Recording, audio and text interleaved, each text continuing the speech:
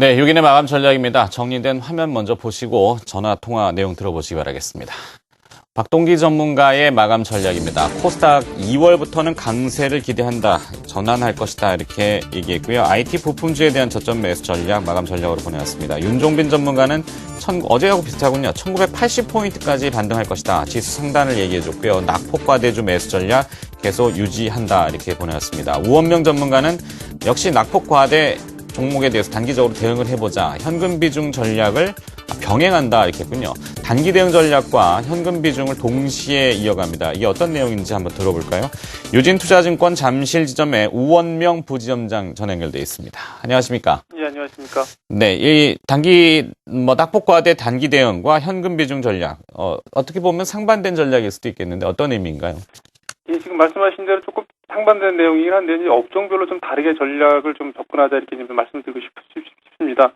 시장은 오늘 같은 경우 이제 미국 법원에서 그 삼성전자 애플 특허 침해 관련해서 이제 고의성이 없다라고 판결한 내용이 나왔죠. 이제 그럼으로 인해서 손해배상의 감액 가능성 같은 부분들이 좀 언급이 되면서 이제 IT 업종을 중심으로 해서 반등이 이어지고 있긴 합니다만 보시면 어제 그 반등폭이 좀 제법 컸었던 자동차 업종 같은 경우는 다시 이제 약세 흐름 전환하는 등 보시면은 최적의 반등보다는 이제 기술적 반등 수준에 머물고 있는 흐름이라고 파악이 되는데요. 더불어서 상대적으로 이제 상승 흐름을 이어왔던 건설이나 은행, 증권업종 같은 경우는 일부 그 상승에 따른 차익 매물들이 나오면서 소폭 하락 내지는 그 횡보 양상을 보여주고 있습니다. 아무래도 잘 아시는 것처럼 현재 그 시장의 수급이나 어떤 실적 측면에서 상승을 이끌어가기에는 그 건설이나 은행, 증권업종이 다소 그 힘에 붙이는 그런 모습인데요. 아무래도 이제 향후 어떤 실적에 대한 시장의 컨센서스가 아직은 강하지 않다는 점에서 저 개인적으로는 건설은행 증권업종들 같은 경우는 수익이 나신 분들이라면 일정 부분 좀 현금화시키는 전략을 병행해야 되는 그런 시점이 아닌가 생각이 됩니다. 아무래도 시장을 주도할 만한 업종이나 종목이 좀 눈에 띄지 않는 그런 흐름이다 보니까 일부 제약주나 화학, 정유주들에서 산발적인 반등이 조금씩 나타나고 있긴 한데요. 역시 이제 종목에 따라서 단기적인 하락 후에 역시 단기적인 기술적 반등 수준으로 이해하는 게 맞다고 판단이 됩니다. 코스닥 같은 경우는 현재 보시면 거래소보다도 더 이제 특징이나 이런 부분들이 없는데요. 아무래도 이제 기관이나 외국인들의 매물 공세를 이겨갈 만한 어떤 시장 에너지가 상당히 부족하다고 판단이 됩니다. 그래서 향후 코스닥 시장 같은 경우는 또 기관의 매수 전환 같은 어떤 수급 개선 부분이 가시화되기 전까지는 개별 종목에 따른 흐름들은 조금씩 있을 수 있겠지만 전체적으로 짧은 대응 그리고 전반적으로는 코스닥 시장을 좀 관망하시는 전략이 좀 맞지 않나 해서 말씀드려보겠습니다.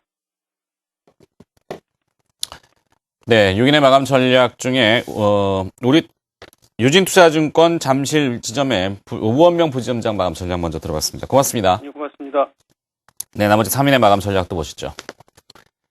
김춘석 전문가입니다. 낙폭과대 종목에 대한 집중 전략, SK하이닉스와 삼성중공업 이렇게 종목을 압축해서 또 보내오셨군요. 외국인 매도는 어느 정도 일단락 된 것 같긴 하다라고 추측을 하고 계시는 것 같고요. 낙폭과대 종목에 대한 또 이야기 계속 강조하십니다. 자, 이현상 전문가는 역시 오늘도 IT 대표주 여행 중국을 굉장히 많이 보세요. 춘절을 앞두고 있어서 그런가요? 종목도 오늘 또 중국 연관된 종목 4종목을 보내오셨는데요. 삼성전자, LG디스플레이, 하나투어와 락앤락 이렇게 보내왔습니다. 네, 김우신 전문가는 또 수급이군요. 수급에 대한 이야기인데 전화 연결 직접 또 해봐야 되겠네요. 동양증권 김우신 부장 연결합니다. 안녕하십니까?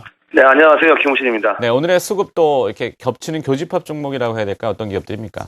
그렇습니다. 교집합 종목을 요즘에 찾는 것이 아무래도 시장에서 좀 더 유리한 확률이 높은 매매를 하지 않을까라 싶어서 계속 말씀하셨던 교집합 종목, 외국인과 기관이 동시에 매수하는 종목들을 찾고 있는데요. 우선 시장부터 좀 말씀을 드리면 1950선 상당히 중요한 지지선이라고 제가 어제도 한번 말씀을 좀 드렸던 것 같은데 오늘 저점 1950 찍어주고 반등이 지금 나오고 있습니다. 이틀 연속 양봉이 나오는 그런 흐름이기 때문에 기술적 반등이 좀 더 진행이 되면서 중기적인 추세를 살려낼 수 있는 그런 자리가 좀 마련이 좀 되고 있습니다. 오늘 매매 동향들을 살펴보게 되면 외국인들 매도하는 물량만큼 기관들이 사주고 있는 그런 물량들 꼭 블록딜 도는 것처럼 외국인 매도하는 것만큼 고금액 맞춰서 지금 사고 있거든요. 외국인이 1375억 매도에 연기금이 1345억 매수. 그렇다면 일단 기관이 지수를 방어하겠다는 의도는 좀 있지 않은가라는 생각이 좀 들고요. 종목으로 넘어가서 오늘 외국인하고 기관들이 동시에 순매수하는 것으로 추정되는 1시 반 현재 종목들 보게 되면 코스피 시장에서는 SK이노베이션, 호텔신라, SK, 세아베스틸, 삼성증권 이런 종목들이 오늘 좀 눈에 띄는 교집합 종목입니다. 특히 세아베스틸 같은 경우에는 스몰캡인데 외국인 기관의 매수세가 좀 동시에 들어오는 것 같고요. 코스닥에서는 외국인 기관 매수가 동시에 들어오는 종목 찾기가 좀 상당히 좀 어렵습니다. 오늘 좀 그냥 눈에 띄는 정도로 봤을 때 규모 자체가 좀 작기 때문에 좀 큰 의미는 없을 거라고 없는 것으로 좀 판단이 되는데 어쨌든 게임빌이나 RF텍, 파트론 이런 종목들이 오늘 외국인 기관의 동시 매수가 좀 들어오고 있고요.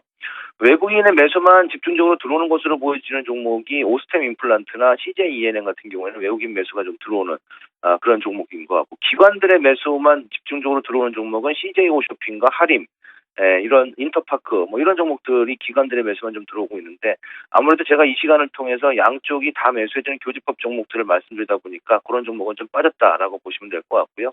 말씀드렸던 SK이노베이션, 호텔신라, SK, 세아베스틸, 삼성증권, 게임빌, RF텍, 파트런 이 중에서도 개인적으로는 한 SK 정도나 SK이노베이션 정도가 상당히 긍정적인 흐름이 이어지지 않겠는가라고 판단이 좀 됩니다. 이상입니다. 네, 여기 마감 전략 동양증권 김우신 부장 이야기 들어봤습니다. 고맙습니다. 네, 고맙습니다. 네, 6인의 마감 전략이었습니다. 자, 오버나잇 승부주로 갑니다.